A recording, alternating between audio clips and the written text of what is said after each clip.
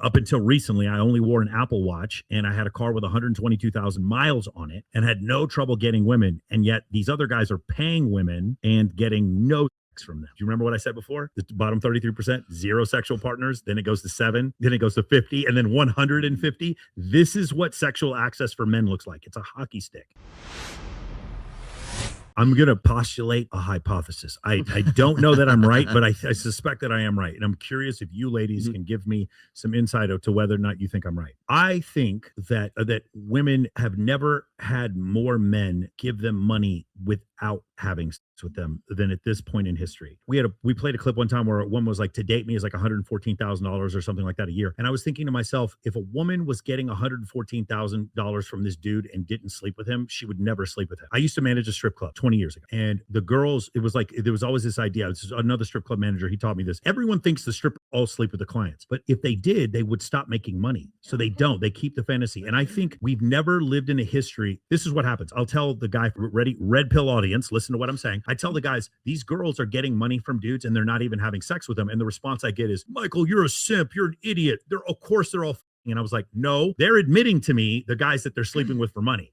Like we've had plenty of girls on here who have been open sex workers, and they'll tell me when they're sleeping with guys for money. Or he goes, I get money from this guy, and he doesn't make me have sex with him at all. And what I'm seeing is that is happening way more now than at any point. So the problem wasn't women f***ing dudes for money. The problem is women getting money without f***ing dudes, and it has raised the price of dating women to some outrageous level. So does anyone disagree with me? Does anyone disagree? I agree. With that? Yeah. I agree. These guys don't even get access, and they're paying. Yes. You want full access for free?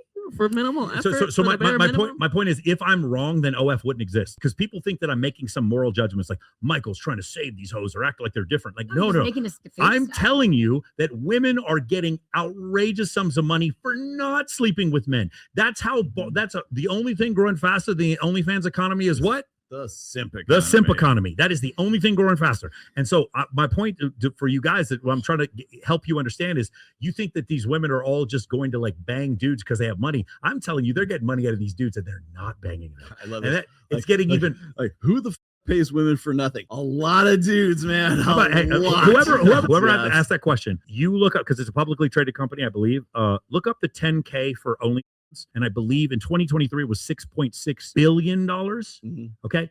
Billion in revenue. So I want you to look that up. And I think the revenue numbers have even increased. You ask that question. The answer is so easy to answer. So there's an app called Moose, Moose, I'm sorry, MUSE or something like that. And it's basically like, you're basically just sort of like a friend or a talk therapist. They pay you money and they're like, oh, I went on this date last night. I don't know how it goes. How do I message this girl? Or any sort of like, they just want men are paying for a woman's perspective. Exactly. When you could just come on Access Vegas. You just watch Access Vegas. On here. Do that as well. No. Yeah. So you guys agree with me. It's like there's never been a point in history where women had to do less to get more money out of men. Especially with older men. Yes. I've seen a lot in the casino business because women, they're lonely. To your point, well, it's dangling the carrot. And once you give up the carrot, there's that chase that they get. I see a lot of women do. We used to call them butterflies in the casino. It's like, you got your little butterfly, and they're spending money, and these girls are living the life, and they are not hooking up with these men.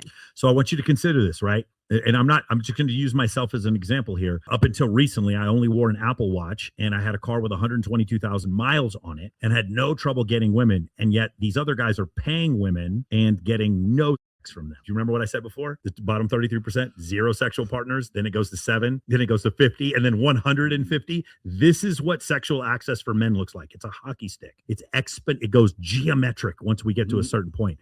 And so when you look at the data from dating apps and you hear women say, I find 5% of men attractive, 3% of men attractive, 10% of men attractive, that's where we're getting into the place where we're a fully polygynous society, where the birth rate is going to plummet and the marriage rate is going to plummet and all these other things. And if that's what you guys want, that's fine. I just do think that there is something to be said, and he's married with kids, I'm not, something to be said for having a family and having children. And it's one thing if Michael Sartain says that and no one listens, but if Caller Daddy says that everybody will listen, and suddenly we'll like they're going to be pulling that. Yeah. That So- they're going to be farming our show for their So content.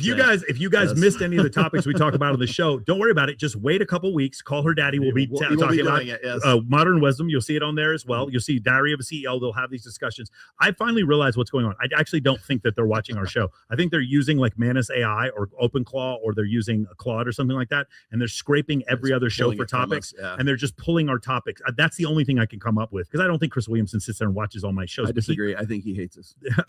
because Everybody says, else I says believe, things, but not he him. says things like verbatim what I say. And again, I don't think Chris Williamson is trying to bite my style. I just do think some of the topics he comes up with that he gets from his interns, he's probably getting that through an AI chatbot that is watching our Did you shit. see? I know we're out of time, but did you see the clip with like Tom Beaulieu's wife?